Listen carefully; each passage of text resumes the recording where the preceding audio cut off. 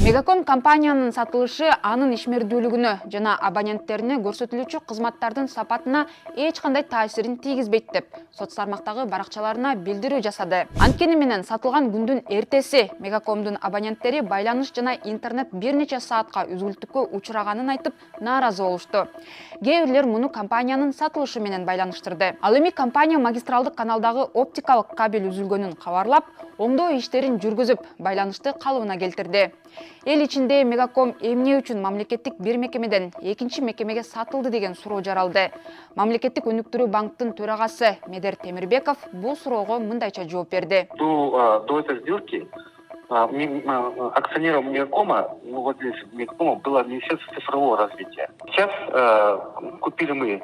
Дело в том, что у Министерства цифрового развития нет возможности привлекать дополнительные средства, финансы для